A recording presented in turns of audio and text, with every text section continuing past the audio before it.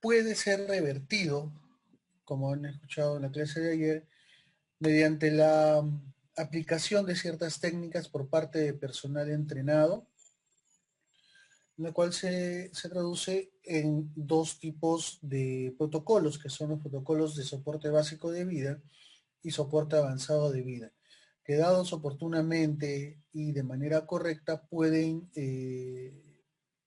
preservar la vida de la víctima de un paro cardíaco y revertirla llevándolo a un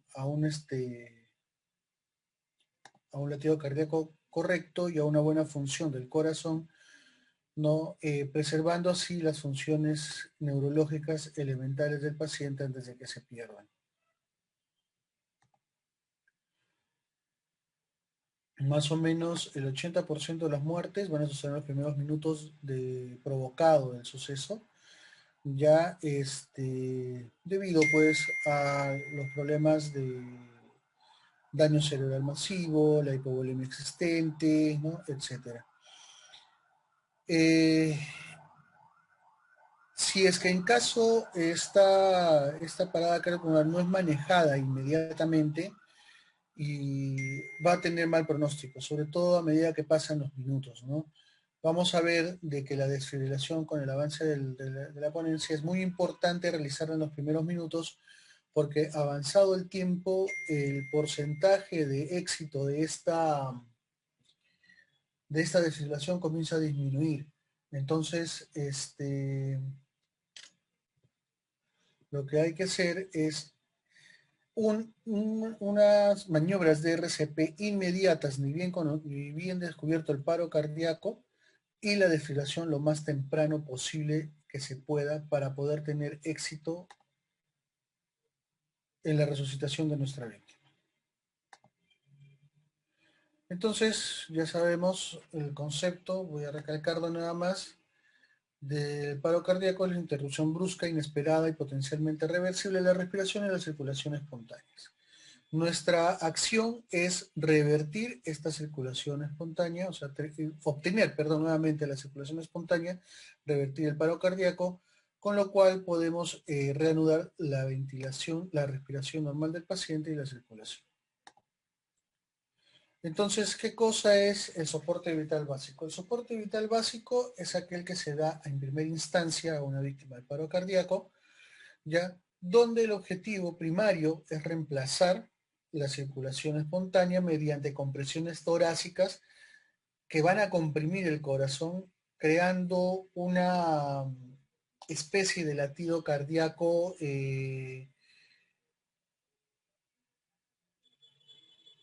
no, no, no ligado hacia un comportamiento eléctrico, ¿ya? Que me va a permitir expulsar sangre del corazón hacia el torrente sanguíneo necesaria para poder irrigar los órganos diana que tenemos que mantener irrigados para no perder las funciones normales de la persona, que son el cerebro y el mismo corazón.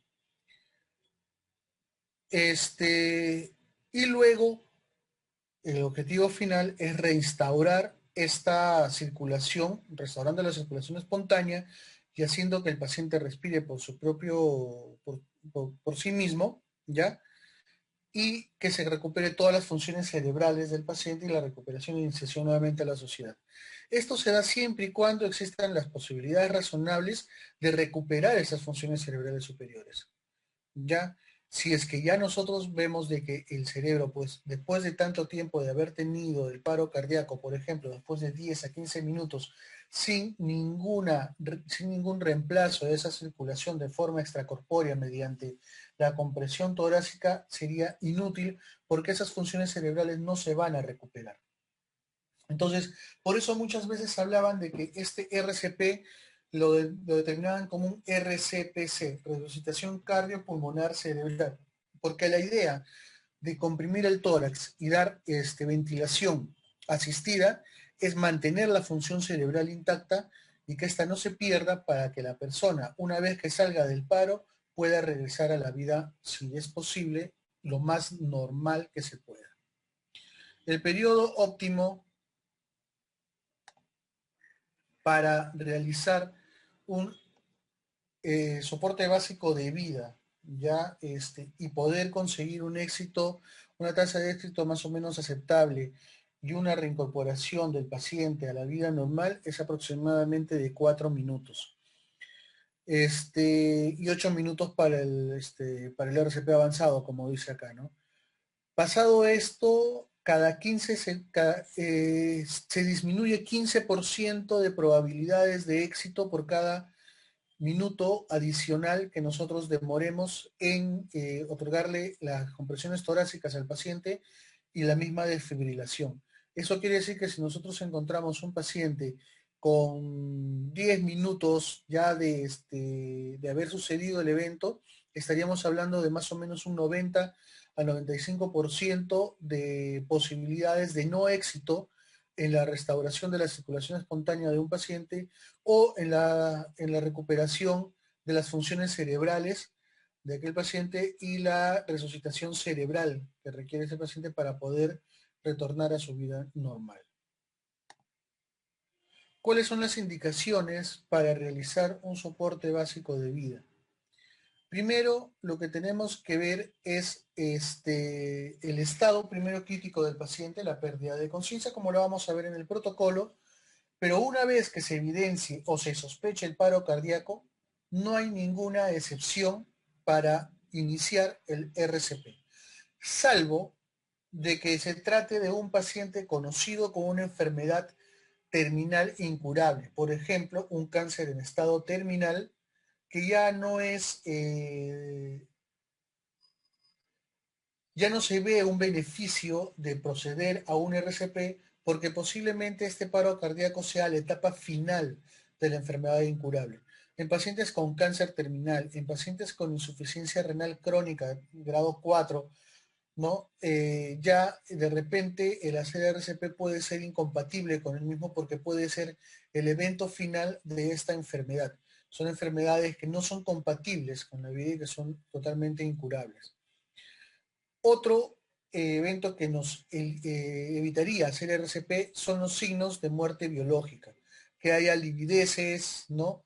Etcétera, tantos signos de muerte biológica, el rigor mortis, por ejemplo, ¿ya? Que nos van a determinar un tiempo largo de, de parada cardiorrespiratoria y de irreversibilidad de esta de acá.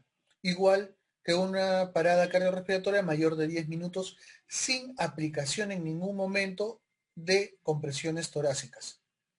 Si nosotros comenzamos con las compresiones torácicas, el tiempo se puede alargar mucho más, puede durar más tiempo. Antes, hace unos 10 o 15 años atrás, se decía que luego de 10 minutos de iniciar las compresiones torácicas y siendo continuas, si no había regresión de la circulación espontánea, se podía dejar de hacer RCP, pero eso se ha demostrado que es falso. ¿Cuáles son las indicaciones para que yo suspenda el soporte vital básico? La primera, y que es lógica, es la recuperación de la circulación y respiración espontáneas. Si luego de un tiempo indefinido, un tiempo X, de compresiones torácicas, independientemente de la aplicación o no de desfibrilación, ya el paciente recupera la circulación espontánea y la respiración, se puede parar y suspender las compresiones torácicas, o sea, en general, el RCP. Si es que no hay recuperación de estos, el RCP debe continuar hasta que se recupere el, la circulación espontánea o hasta que sucedan los otros tres datos que vamos a hablar. La segunda indicación es, habiéndose iniciado, si se confirma que la PCR, o sea, el paro cardiorrespiratorio, se produjo como consecuencia de la evolución natural de un proceso incurable. Como hablaba, si es que es un paciente desconocido y no sabemos qué patología tiene, tenemos que iniciar sí o sí el RCP. Si es que en caso, en el trayecto del RCP, algún familiar o algún conocido nos da el dato de que ese paciente es un paciente con cáncer terminal, ¿no? O con una enfermedad incurable y que el deceso iba a ser la muerte de todas maneras, y esta es ya la etapa terminal de la enfermedad, entonces se puede suspender el RCP en este tipo de pacientes. Tercero, cuando se confirma que las maniobras de reanimación se iniciaron con un retraso superior a los 10 minutos.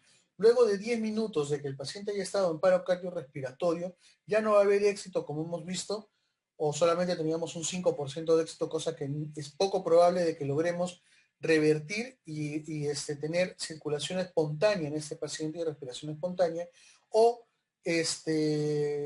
recuperar las funciones cerebrales del paciente. Entonces ya no es necesario seguir con el RCP, excepto cuando el paciente presenta un ahogamiento, una hipotermia o intoxicación por barbitúricos, donde el retraso superior no determina el proceso de muerte cerebral, ya que tanto con el ahogamiento y sobre todo en hipotermia accidental, las funciones cerebrales se pueden mantener sin irrigación sanguínea por mucho más tiempo. Y por último, algo que fue controversial en su tiempo, pero que se demostró que es adecuado, es cuando hay agotamiento del rescatista. Si es que la persona que ha estado proporcionando RCP se agota, ¿no? Se puede suspender el RCP porque ya la maniobra no va a ser la adecuada. Entonces, como van a ver en la cadena de supervivencia y como de repente lo han leído y lo han evaluado ya en la literatura que se les proporcionó, el RCP debe ser de calidad. ¿A qué se llama calidad?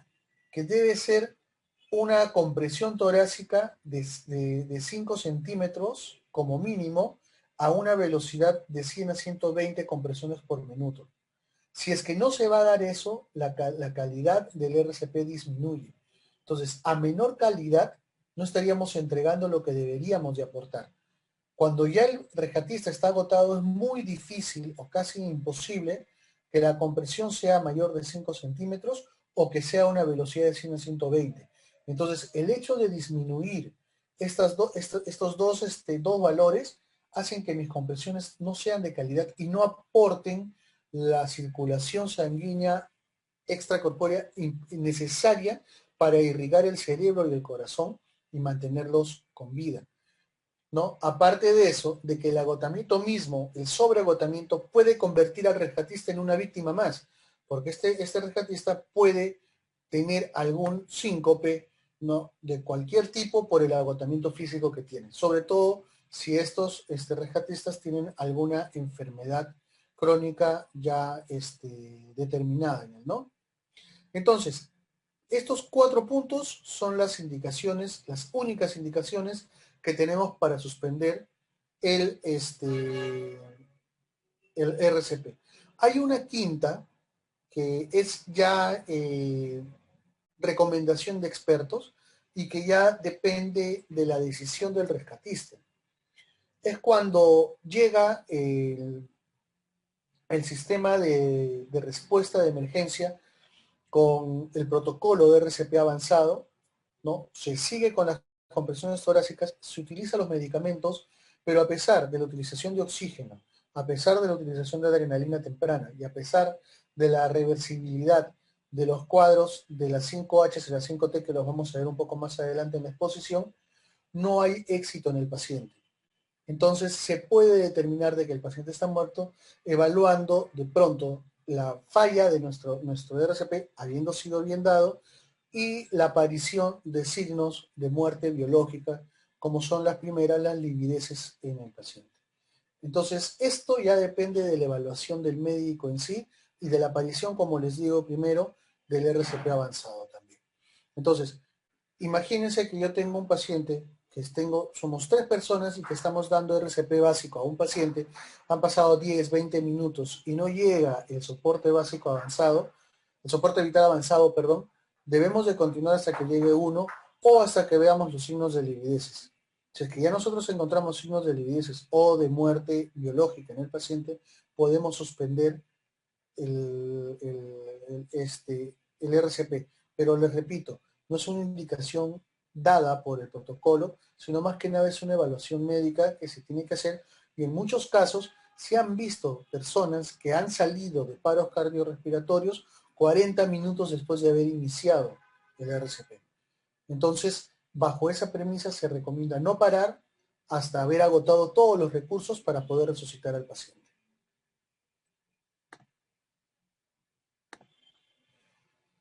¿Cómo podemos valorar la efectividad? Rápidamente, la disminución de la mediasis, o sea, eso quiere decir también recuperación del reflejo oculomotor, ya, o sea, el reflejo corneal, la presencia de movimientos de defensa, o sea, que el paciente se mueva, tosa, ya, o hable, ¿no? O recupere la respiración y el pulso espontáneamente. Actualmente, en las guías del 2020 se recomienda también el monitoreo de la presión arterial para poder evaluar la efectividad de nuestras compresiones torácicas. Entonces, se agrega uno más como el monitoreo de la presión arterial continua. Ojo, que el monitoreo de la presión se debe iniciar después de haber iniciado las compresiones torácicas. No se debe de tomar la presión antes, ¿no? Y posponer las compresiones torácicas hasta que tengamos una lectura de presión arterial, porque las compresiones torácicas, les repito, deben de ser inmediatas a la evaluación del paro. Y dentro de la evaluación del paro no está comprendida la toma de presión arterial. Una vez que nosotros ya lleguemos al hospital o se encuentre un sistema de monitorización continua de presión arterial, tipo un monitor multiparámetro, se pondrá el manguito mediante, concomitante con las compresiones torácicas en el brazo del paciente y se controlará la presión, ¿no? Continuamente por parte del monitor. Antes de eso no se debe de tomar. Entonces, ¿cuáles son los cambios con respecto a las guías anteriores en las guías 2020? Después lo vamos a ver con calma en los algoritmos. ¿Cuáles son? Uno, se ha vuelto a enfatizar la importancia del inicio temprano de la resucitación cardiopulmonar por parte de reanimadores legos. Eso significa que el RCP debe comenzarse lo más pronto posible, ¿ya? Si bien es cierto, en las guías de 2015 se refería de que los reanimadores legos no deberían de tomar el pulso, se sigue manteniendo esa recomendación, ¿no? Pero eso no evita de que el resucitador lego inicie las compresiones torácicas, ya que se ha visto de que el daño que de repente se pueda hacer a un paciente que tenga pulso, que esté inconsciente, que tenga pulso, que tenga respiración agónica, ¿no? Es mínimo comparado con el beneficio de ayudar a ese corazón a bombear más, ¿ya? Y eso puede de repente mejorar, hasta mejorar el proceso respiratorio del paciente. Entonces no hay ninguna alternativa de decir de que esta compresión torácica se debe de dilatar en el tiempo. Tiene que ser lo más temprano posible, lo más inmediatamente posible, cuando se detectó el paro cardíaco en el paciente. O se sospechó, por lo menos en los reanimadores legos. Se han reafirmado las recomendaciones previas sobre la administración de adrenalina, con énfasis en la administración temprana de adrenalina. Lo que se debe de hacer en estos casos, y se recomienda en las guías, es que la adrenalina debe también ponerse lo más rápido posible. Ni bien se obtenga el acceso endovenoso, se debe de poner la dosis de adrenalina inmediatamente. Antes, la adrenalina se ponía después de un ciclo de compresiones torácicas y de desfibrilación, se comenzaba a poner el medicamento. Ahora yo puedo colocar el medicamento ni bien tenga la vía, independientemente de si estamos en el primer, segundo, tercero, cuarto ciclo de compresión torácica, ¿ya? Se debe poner la adrenalina, no se debe de esperar, debemos de hacerlo lo más rápido posible. Se sugiere el uso de retroalimentación audiovisual en tiempo real como medio para mantener la calidad de RCP. Aparte de la evaluación constante que se debe de hacer y de la educación continua en RCP para asegurar una RCP de calidad, se puede utilizar la retroalimentación audiovisual en el momento de la RCP mediante algoritmos puestos en las paredes de las unidades de trauma shock, en las paredes de las camas hospitalarias, para el refresco de nuestras guías para poder hacer un RCP de calidad. Como les dije, se debe medir continuamente la presión arterial para mejorar la calidad del RCP, aparte del dióxido de carbono al final de la expiración mediante algún artefacto o algún medidor de la presión de dióxido de carbono, ¿ya? Durante la reanimación avanzada, o sea, luego de haber sido intubado el paciente y luego de haber llegado a una unidad con monitor cardíaco para la medición continua de la presión arterial, como les he referido anteriormente. No se recomienda el uso rutinario de la desfibrilación secuencial doble. Antes se estaba pensando de que la desfibrilación secuencial doble, o sea, la desfibrilación continua mediante dos desfibriladores de tipo puede ser uno, este, de la misma cantidad de joules o de repente de diferente voltaje de joules, pero en forma secuencial, se pensaba que de repente podía ayudar al paciente, pero se ha visto de que no hay evidencia científica en cuanto al beneficio de esta desfibrilación secuencial doble, pero lo que sí podría traer consecuencias por el aumento de la carga eléctrica que se le da al paciente, como quemaduras, etcétera. Entonces, no se recomienda actualmente la desfibrilación secuencial doble. El acceso intravenoso es la vía preferida para la administración de medicamentos. Antes se manifestaba de que el acceso intraóseo podría tener la misma eficacia que el intravenoso, pero se ha visto en los estudios de que la aplicación de medicamentos endovenosos es más asequible y de mejor efecto que el intraóseo. El intraóseo debe ser dejado solamente si es que en caso no hay un acceso intravenoso disponible. Por ejemplo, en casos de colapso cardiovascular, en colapso venoso por choque hipovolémico severo, en casos de amputaciones, ¿no? Donde no se pueda canalizar vías porque las vías están muy cerradas, o en pacientes obesos donde las vías no se encuentren muy superficialmente, o de repente gente que no sea muy experta en cuanto a canalización de vías. Ahí se podría utilizar el acceso intraóseo tibial, pero si no, de preferencia siempre preferir un acceso endovenoso. La atención del paciente después del retorno a la circulación espontánea, una vez que se revierte la parada cardiorrespiratoria, requiere especial atención a la oxigenación, control de la presión arterial y evaluación de la intervención coronaria percutánea, además de un manejo específico de la temperatura y el neuropronóstico multimodal. O sea, en este caso de acá están hablando de 5 tipos de atención en el paciente de la parada cardiorrespiratoria, ¿no? Que es oxigenación, el control de la presión arterial muy importante durante y post el RCP. Hay que ver qué cosa es lo que se hizo percutáneamente con la intervención coronaria. Hay que manejar la temperatura. En algunos casos se recomienda, si es que en caso no hay una recuperación del estado de conciencia completamente, mantener hipotérmico al paciente para mantener funciones cerebrales hasta recuperar una buena oxigenación y un buen control de volemia y de presión arterial para que el paciente se lo pueda ir despertando paulatinamente mediante el aumento de temperatura con líquidos tibios o con mantas térmicas. Pero siempre es bueno comenzar más o menos entre los 32 y 33 grados para ir subiendo hasta los 36 o 37 grados como máximo. Y el neuropronóstico, que es muy importante que ahora se esté evaluando bastante, el neuropronóstico mediante la utilización de exámenes neurológicos constantes al paciente para su recuperación completa, que es en sí el fin del RCP. Debido a que la recuperación de un paro cardíaco continúa mucho después de la hospitalización inicial, estos pacientes se les debe hacer una evaluación y un apoyo formal para abordar sus necesidades físicas, cognitivas y psicosociales. La reinserción a la sociedad de estos pacientes es muy importante. La depresión, la angustia, los síndromes depresivos mayores, ¿no? Las paranoias posteriores a un paro cardíaco o la alteración de las enfermedades crónicas degenerativas tipo diabetes, tipo hipertensión, tipo insuficiencia cardíaca o cualquier problema coronario crónico, se ven alteradas después del paro cardiorrespiratorio. Entonces, ahora se le está dando mucha importancia a la recuperación post-paro cardíaco post-alta, ¿no? Por eso se ha aumentado, vamos a ver, un eslabón más en la cadena de supervivencia. Entonces, por eso es importantísimo ahora eso para la reinserción social de estos pacientes en manera normal y que regresen a su vida normal. En el embarazo, el abordaje se centra en la reanimación materna, ojo, pero si es que en caso no hay resucitación de la paciente en los primeros 5 minutos, como vamos a ver en el algoritmo, se debe hacer una cesárea perimortem. Se salve el hijo y de repente con eso mejoramos las posibilidades de una reanimación exitosa de la madre. Acuérdense que el binomio hijo-madre es diferente que una persona normal. El requerimiento sanguíneo, el aporte sanguíneo ocasionado por las compresiones torácicas no va a ser la misma en la madre gestante que en una persona normal.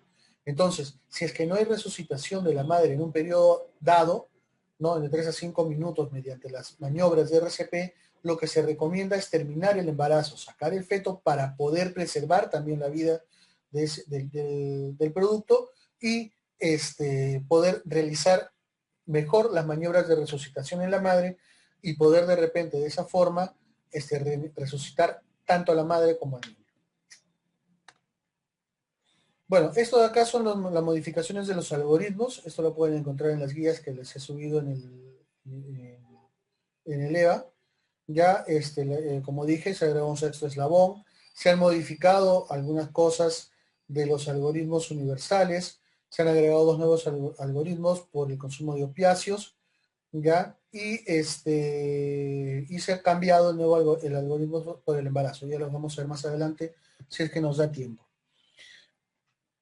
Algo para recapacitar que se ha visto últimamente, a pesar de todos los esfuerzos que se están haciendo y todos los avances que se hacen a nivel de RCP, se ha visto de que menos del 40% de los adultos recibe RCP por personas sin experiencia médica, o sea, por legos.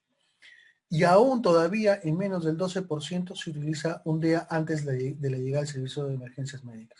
Esto es muy importante, ¿por qué? Porque estamos viendo de que la enseñanza, aparte de todos los avances y aparte de todo lo que se hace, la enseñanza de RCP todavía sigue siendo muy deficiente, muy baja. Muy poca gente se mete a hacer RCP. Si nosotros nada más vamos hacia nuestra propia carrera médica, ¿no? Con experiencia médica vamos a ver de que por lo menos el 80% de profesionales médicos ya especialistas no conoce RCP ni siquiera en lo básico. No tienen educación de RCP, dejándoselo solamente para los médicos emergencistas, intensivistas, anestesiólogos y algunos internistas.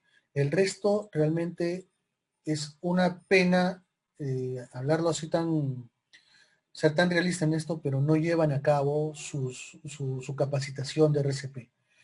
Dermatólogos, gastroenterólogos, reumatólogos, etcétera, no hacen capacitación pensando de que en sus consultorios, como no son pacientes graves, no les va a suceder. Pero muchas veces nosotros en el hospital, en nuestra práctica médica, en emergencia, vemos pacientes que llegan con paro cardíaco de consultorios de dermatología, de endocrinología, de gastroenterología, que hicieron paro en el momento de una endoscopía, y llegan sin un correcto manejo de RCP en estos pacientes. Entonces, si nosotros como médicos mismos no estamos atentos a realizar la educación médica de RCP, imagínense qué será la gente que no es afín a la carrera médica, ¿no? Es mucho mayor. Sin ir muy lejos, les dejo solamente como reflexión, ¿cuántos de ustedes, alumnos de Medicina 1, tienen estudios o han llevado algún curso de RCP básico durante los primeros años de su carrera? Y les apuesto sin temor a equivocarme que el 90% de ustedes no lo ha llevado. Y es más, si es que no se los obligaría por la universidad a llevar esto de acá en el ICODEM, no lo llevarían ni siquiera terminando la carrera. Entonces, hagamos un mea culpa y veamos de que parte de esta casuística es culpa de nosotros. Y lo segundo, 12% no se utiliza un DEA. Sabemos que el 90% de patrones electrocardiográficos de un paciente con paro cardíaco son ritmos desfibrilables. Entonces estamos hablando de una cobertura menor que el 10% de los eventos que suceden normalmente. ¿Qué significa eso? No estamos teniendo la utilización del DEA como algo, como una herramienta para poder resucitar pacientes. Deberíamos de tener un DEA en cada restaurante, en cada 100 metros de los moles, de los centros comerciales, en cada tienda por departamentos, en cada piso de ellos. Es más, deberíamos de tener un DEA en los domicilios de los pacientes con enfermedades crónicas degenerativas que pueden hacer paro cardiorrespiratorio en algún momento. En los países avanzados, a pesar de esto, seguimos bajos en los países avanzados, hasta los niños de 5 o 6 años en escuelas iniciales saben manejar un DEA, ¿no? Porque se les enseña, porque el manejo de un DEA es muy sencillo, ya les voy a comentar después. Entonces, si nosotros recurriríamos a la ley del buen samaritano y a la ley que impone de que debe haber un DEA en cada servicio donde haya gente en gran cantidad, entonces de repente esto se aumentaría. Pero lamentablemente, pues, si nosotros vamos acá en Trujillo nada más a los restaurantes más populares, no vamos a ver un DEA en ellos. En el mall, por ejemplo, no hay DEAs. En el aeropuerto tenemos DEAs, pero no son los suficientes. Entonces, también una culpa a nosotros como personal sanitario para poder realizar de repente eh, educación a estas empresas para que tengan DEA y se utilice más seguido. De repente, en ese sentido, la mortalidad por fibrilación ventricular en nuestro medio disminuiría considerablemente si tomamos un poco más de importancia a este RCP y a la utilización de DEA en el paro cardiorrespiratorio. Los,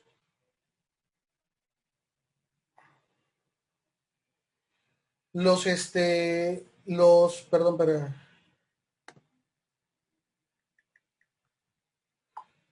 Los, las cadenas de supervivencia son algoritmos que son una ayuda para nosotros brindar en macro una buena atención del paro cardiorrespiratorio. Tenemos para adultos y para niños.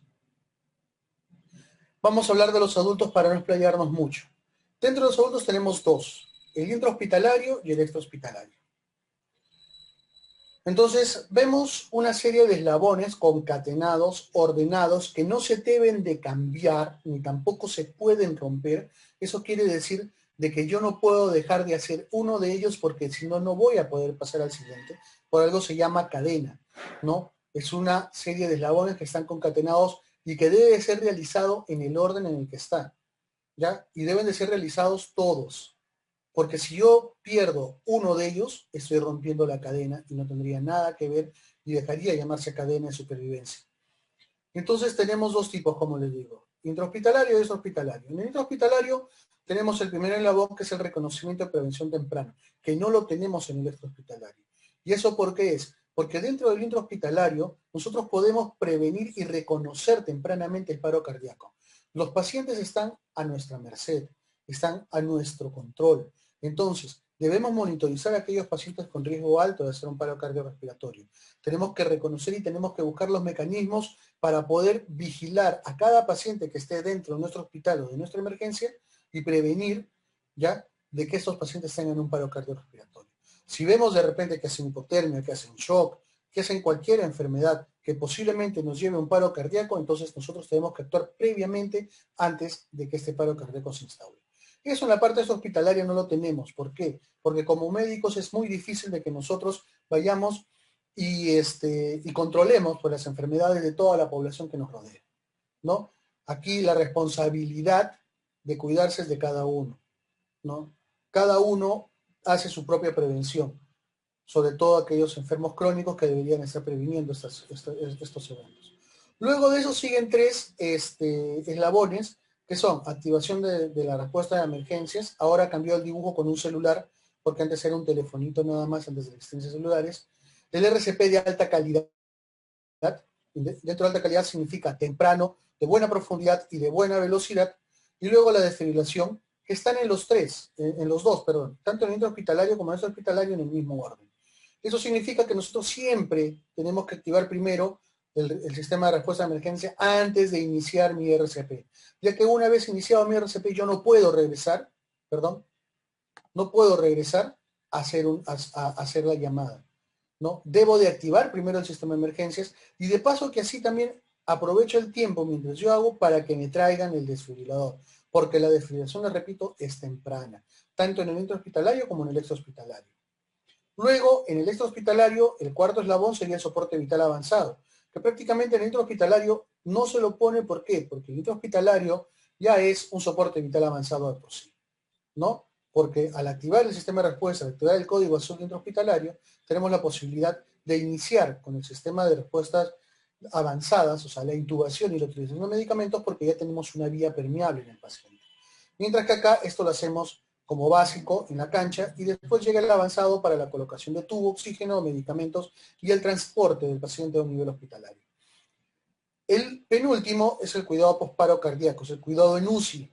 Luego de que hay recuperación de la circulación espontánea, el paciente pasará a una unidad de cuidados intensivos donde se dará neuroprotección, protección de manejo de temperatura, control de presión arterial y oxigenoterapia.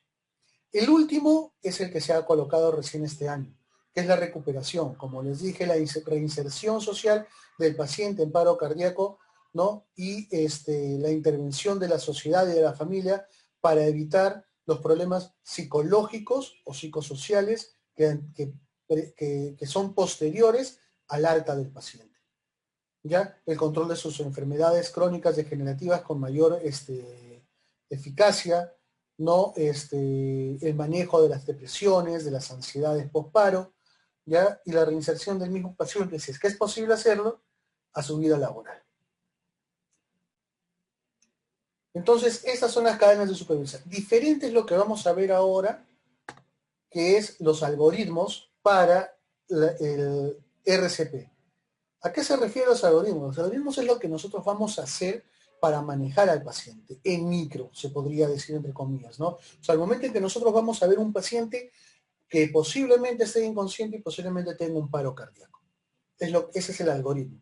El sistema, lo que hemos visto anteriormente, la cadena de supervivencia, es lo que hace la sociedad o los mecanismos o los pasos que tenemos que hacer en todo, desde el inicio previo a un paro cardíaco hasta el final, hasta la reinserción social. Entonces, el primer algoritmo que vamos a ver, que lo vamos a ver rápidamente, es el básico.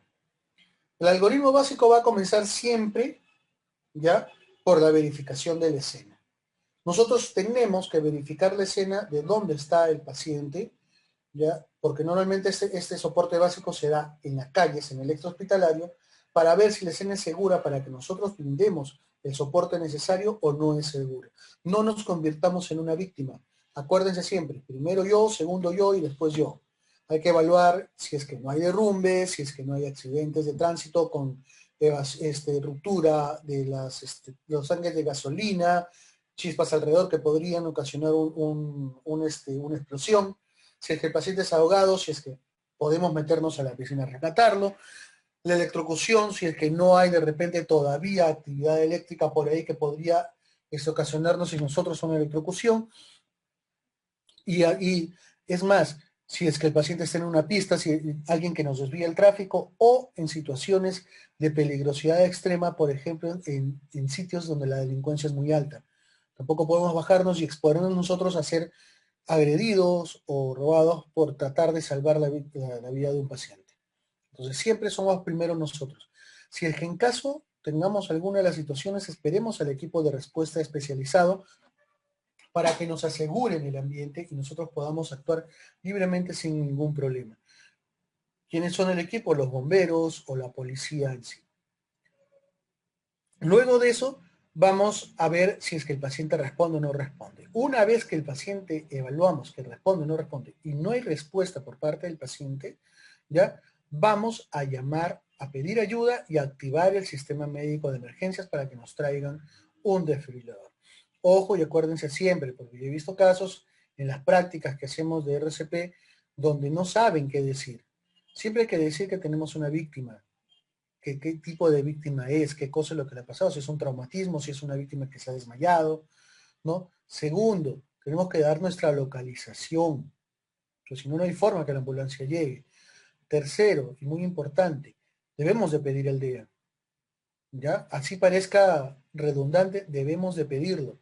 Y cuarto, importantísimo, debemos de anunciar que vamos a comenzar RCP o avisar que no podemos darlo porque no sabemos hacerlo, para que la operadora que nos está atendiendo nos ayude a dar RCP o el equipo que viene controle cuánto tiempo de RCP está, se le ha otorgado al paciente hasta que ellos lleguen, para saber qué cosa es lo que esperan y qué cosa es lo que se tiene que hacer. ¿Listo? Luego de eso vamos a evaluar la respiración y el pulso, en nuestro caso como médicos, ¿ya? Y podemos tener tres escenarios. Si respira y tiene pulso, lo dejamos en una posición de seguridad y monitorizamos al paciente. No nos vamos a ir y dejarlo irnos hasta que llegue la ayuda. Segundo, si no hay respiración o respira normalmente, pero si hay pulso, En ese caso comenzamos con nuestra respiración de rescate y nuestra respiración de ayuda, que es una respiración cada 6 segundos. Esto lo podemos hacer si es que en caso nosotros vamos a tener medios de barrera para hacerlo, o el paciente es un paciente que nos brinda la seguridad del caso. Si es que no nos brinda la seguridad del caso, ¿ya? Y tiene buen pulso, hay que reevaluarlo cada 2 minutos para ver en qué momento pierde el pulso y poder darle compresiones torácicas hasta que llegue pues la ayuda. Aquí en este punto, si es que el resucitador es LEGO, ¿no? Va a ver si es que no ventila o ventila mal, como no él no está obligado a verificar el pulso, puede iniciar las compresiones torácicas directamente. Un resucitador LEGO. ¿Ok? ¿Listo? En el caso de que no haya respiración. Y el tercer escenario es, bueno, que no respiro, haya respiración agónica y que no tenga pulso, ¿no? En ese caso, definitivamente, todos debemos de empezar el RCP. Entonces, el RCP es 30 compresiones por 2 respiraciones, en caso vamos a dar las respiraciones, o compresiones a una velocidad de 100 a 120, en el caso que no vayamos a dar las respiraciones. La velocidad se mantiene igual, ¿no? Siempre de 100 a 120 para poder mantener un flujo sanguíneo adecuado en el paciente. Si es que ya nos trajeron, en caso de que estamos, por ejemplo, en un restaurante que tenga qué sé yo, un equipo de DEA, ¿no? Y lo trajeron antes de que nosotros comenzamos las compresiones, demos la desfibrilación. Aunque se recomienda de que siempre se haga un ciclo de 32 por 2 minutos antes de la primera desfibrilación. Pero si es que lo tenemos, ya procedamos a colocarlo, porque el DEA nos va a ayudar a nosotros en mucho. Ahorita les voy a decir en qué. Una vez que el DEA llega, se chequea el ritmo por parte del DEA y si es que es desfibrilable, se va a proceder a la desfibrilación y luego se va a evaluar al paciente y se continúa con el RCP si es que en caso lo amerita. Y si es que no es desfibrilable, se continúa con el RCP y cada 2 minutos se reevalúa la presencia de pulso y la presencia de ritmo desfibrillable. El DEA en sí es un aparatito, es una maletita pequeña que actualmente se ha avanzado tanto en la fabricación de este aparato que nos ayuda a nosotros a hacer un RCP así tengamos el conocimiento mínimo. Entonces es tan fácil su manejo que solamente con abrir la tapa el DEA se enciende y nos dirige en todo lo que tengamos que hacer. ¿Qué significa eso? De que yo voy a poder utilizar el DEA abriéndolo y el DEA me va a decir, coloque las palas, vamos a leer, nos va a dar hasta el ritmo en el cual nosotros tenemos que hacer las compresiones torácicas mediante un pulso, ¿no? Un sonido pulsátil, ¿no? Que nosotros tenemos que seguir mediante las compresiones. Entonces nos puede ayudar en todo momento y no es difícil de usar. Cualquier persona lo puede usar porque, como les repito, ahora los DEA son tan sencillos que solamente con abrirlos nos indica hasta dónde tenemos que poner las palas y el DEA se encarga del resto. Entonces, en ese caso, no hay ninguna excusa para utilizar el DEA. Como les digo, en países avanzados, hasta los niños de 5 años son entrenados en la utilización de un DEA en sus domicilios, sobre todo si hay pacientes de alto riesgo. Dentro del RCP avanzado, este algoritmo es el RCP avanzado. El 1 se podría decir que es una continuación de lo que vimos en el anterior, o sea, el 1 iría acá abajo, ¿no? Donde ya se inicia la administración de oxígeno, cuando ya llega la posibilidad de administrar oxígeno, que puede ser mediante un tubo endotraqueal, si es que en caso hay el expertise adecuado para poder intubar al paciente, o con una máscara de reservorio, o con una máscara laringe, si es que en caso se la tiene. Y la conexión al monitor desfibrilador. Es lo primero que se tiene que hacer para evaluar si es que el ritmo es desfibrilable o no. Entonces, si es que es desfibrilable, estamos ante una fibrilación ventricular, taquicardia ventricular sin pulso. Y si es que no es desfibrilable, asistolia y actividad eléctrica sin pulso. Entonces, una vez que se desfibrila, ¿no? En un ritmo desfibrilable se inicia la obtención del acceso endovenoso, ¿ya? Y si es que no es desfibrilable, inmediatamente se pasa a colocarle endovenoso para colocar la adrenalina. Este exceso endovenoso se va a colocar mientras se va poniendo, se va haciendo RCP. Nosotros no podemos dejar de hacer el RCP para que pongan el acceso endovenoso, pues debe ser personal entrenado. Y se pone la adrenalina cada 3 a 5 minutos y como les digo, independientemente del momento del RCP en el que se obtenga el acceso endovenoso. ¿Correcto? Si es que es un ritmo desfibrilable, entonces, una vez que se obtiene el acceso endovenoso, se para y se ve si es que otra vez es desfibrilado o no. Si es que se desfibrila, si se desfibrilada por segunda vez y luego de la segunda desfibrilación se inicia la adrenalina. ¿Por qué es esto? Porque nosotros no podemos demorarnos en la desfibrilación. La desfibrilación en un ritmo desfibrilable es el tratamiento definitivo. La adrenalina es solamente coadyuvante de este paciente. ¿Okay? No es como en el caso de un ritmo no desfibrilable, donde la adrenalina es la que nos va a dar el éxito. ¿Ya? En el caso del desfibrilable, la desfibrilación es lo más importante.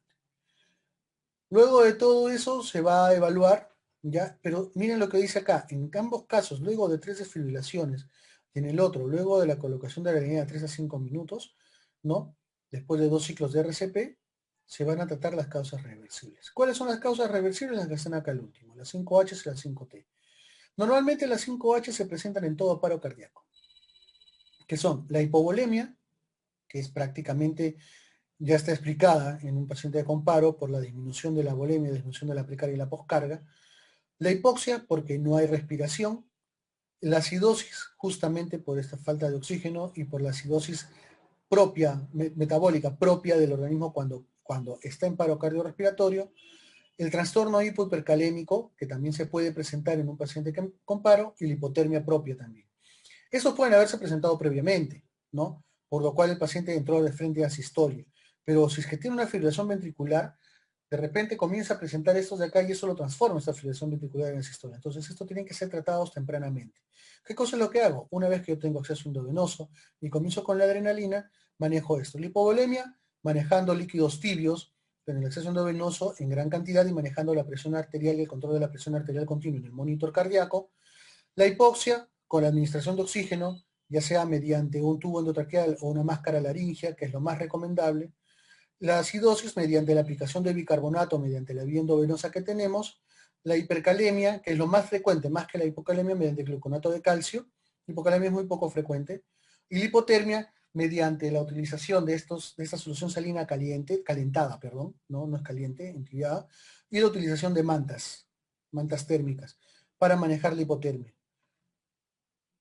Ya las TES son un poco más complicadas de manejar, porque las TES ya son prácticamente eventos que lo vamos a ver en una evaluación secundaria, ¿no? Y no todos los pacientes van a tener. Esto yo recomiendo de que estas 5H se traten en todo paciente con paro cardíaco.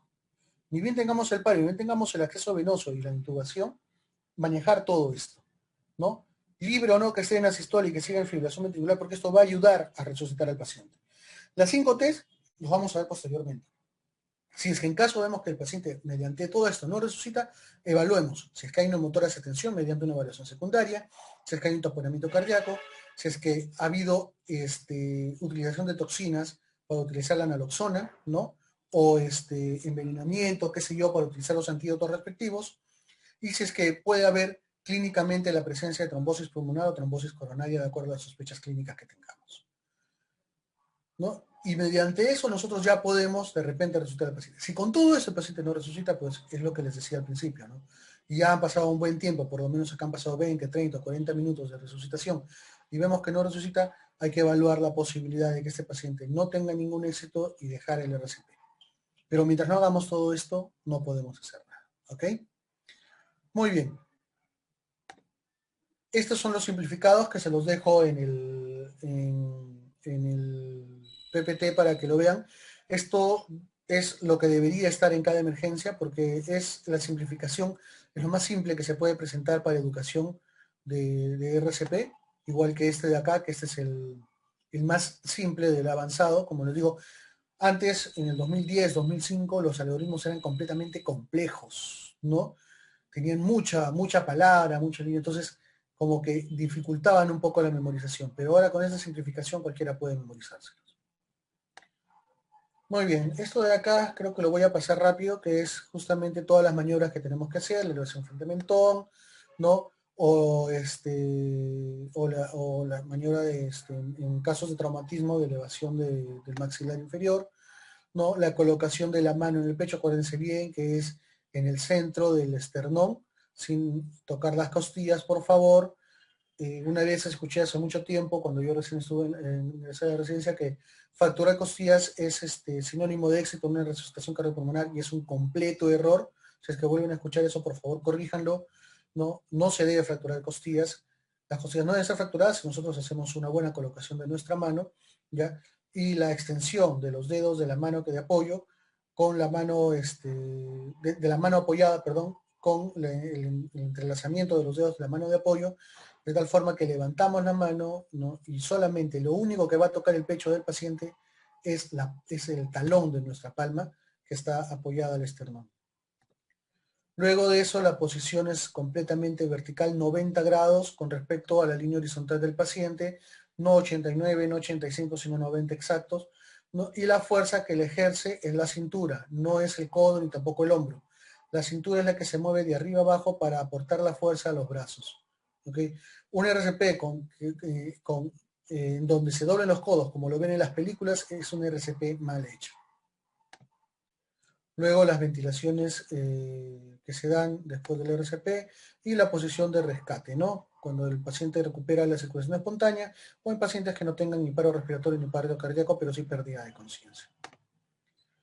El desfibrilador externo automático, como les dije, más o menos esta es una ejemplificación gráfica de cómo es el desfibrilador, la colocación de los parches y que debemos de seguir, continuar continuamente sin dejar las compresiones torácicas o evitar el mínimo tiempo, ¿no? de dejar de hacer las compresiones torácicas en un paciente. Muy bien, solamente como resumen ya porque estamos a 5 minutos de terminar la clase, estos son dos algoritmos que les dejo también para los pacientes con intoxicación por drogas, ¿no? Donde aparte del DEA se debe pedir naloxona, si es que hay sospecha de consumo de opiáceos, ¿no? De drogas. Entonces, que es muy frecuente ya en nuestra sociedad por el aumento del consumo de drogas. Ya esta parte de acá izquierda es en el resucitador Lego, ¿ya? Como ven, la naloxona la puede administrar cualquier persona, ¿ya? Y acá en el resucitador Lego, con la evaluación de pulso, ¿no? En diferencia que el resucitador no Lego, ¿no? ¿Ya? Y por último, no, antes de terminar, la evaluación cuando ya se ha vuelto a la circulación espontánea, se ha logrado de que el paciente tenga circulación, se maneja la vía aérea, ya, eso aquí es cierto, colocación temprana del tubo endotraqueal. Aquí lo ponen si es que en caso la circulación espontánea se ha recuperado sin necesidad de un RCP avanzado, pero el RCP avanzado, la colocación tubo siempre debe ser lo primero que se hace, siempre y cuando haya alguna persona experta, porque no se debe dejar de comprimir el tórax para que coloquen el tubo, ojo, ¿ya? Y si es que el paciente está inconsciente, qué cosa es lo que se va a utilizar, ¿no? Monitorización cerebral continua, monitorización de la temperatura, monitoreo de electroencefalograma, un ataque cerebral, ¿ya? Y los tratamientos clínicos de presión arterial, etcétera, ¿no? ¿Ya? Que son normotermia, normocapnia, etcétera. Y por último, en la embarazada, ya como les dije al principio, pues evaluar siempre la cesárea perimortem, si no hay recuperación de la circulación espontánea, en 5 minutos después de utilizar todo el tratamiento de RCP avanzado, ¿ya? Y si es que ya se hicieron las intervenciones tanto en la madre como en la parte obstétrica, ¿no? Ya colocación, las vías endovenosos, el sulfato de magnesio si es que está indicado, ¿ya? Si no, suspenderlo, el cloruro de calcio, el gluconato de calcio para poder manejar la hipercalemia, ¿ya? Y importantísimo en una paciente gestante, el desplazamiento uterino lateral continuo, porque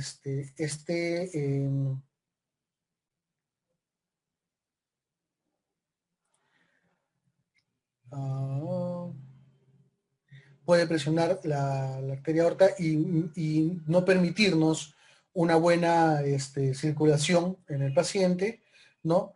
Hay que desconectar los monitores fetales que no son necesarios, ¿listo? Y nos podrían confundir al momento de hacer una RCP y preparar todo para la cesárea por mortem. Y este paciente, un paciente con embarazo, una gestante, debe ser manejada por equipo multidisciplinario, ¿no? Emergencista, intensivista, ginecólogo, neonatólogo y anestesiólogo en el mismo tiempo para preparar a los 5 minutos una cesárea inmediata. De ser posible, llevarla para hacer el RCP en una unidad preparada para poder realizar una cesárea en el momento en que se indique. Muy bien, eso es todo por el día de hoy. Una hora exacta. Si tienen alguna pregunta, por favor, pueden hacerla. Si no, muchas gracias por su participación. Doctor, disculpe, ¿sería posible que nos alcance las diapositivas que ha expuesto porque las del banner son distintas? Raro, no las han cambiado porque yo he entregado esto de acá. Ya, le voy a entregar estas diapositivas al delegado de mi grupo de mañana, ¿ya? Para que le entregue a la delegada general y les reparta. Yo que sepa, esto estaba en el banner, porque es más, esto lo he bajado del banner. Pero bueno, si es que en caso por algún motivo hay algún error en la subida, se los voy a pasar. Doctor, también de estenosis y de insuficiencia, que su exposición también es diferente a la del... No, yo hice la de trombosis. Qué raro, yo he pasado las exposiciones, pero bueno, ya les voy a pasar la de trombosis venosa y esta de acá, ¿ya? No sé si, por favor, comuníquense con el delegado general para que se comunique con mi delegado del grupo de mañana, si es que también han subido los documentos que envié, porque he enviado yo los documentos de los highlights de RCP de American Heart del 2020 y algunos extractos y el documento de resucitación cardiopulmonar avanzada del 2020 también, del 20 de octubre, de adultos nada más. No sé si estarán. Si no, el grupo que acaba de pasar, ya, mi grupo, el grupo 2 creo que es, si más no me equivoco, si es que está alguien presente acá, por favor, corríjanme. Les he pasado unas direcciones. Julie, grupo 2 son ustedes, ¿no? Sí, doctor. El grupo 2 les pasé unas direcciones donde está el documento completo de la American Heart Association, todo completo, pediátrico, neonatal, de adultos, ¿no? Y las consideraciones éticas y todo eso, o sea, el documento 100% completo, y el PDF del highlights, que los tienen por internet para que lo puedan descargar. Ya, entonces pídanle al grupo 2 que les pasen, por favor, esas direcciones, que ellos lo tienen, para que tengan el documento y lo puedan leer. Y yo ya con les voy a pasar después entonces ¿cómo se llama? Las dos ponencias que les debo. Yo pensaba que las habían subido al banner, no sabía que no estaban. Al delegado de mañana. Mañana se las estoy dando para que ustedes puedan tenerlas. ¿Algo más? Ya, doctor, muchas gracias. No, creo que eso sería todo. Muy bien. Listo, entonces gracias por su atención. La última clase de cardiología, por favor cuídense mucho, no bajar la guardia y suerte en el resto del curso.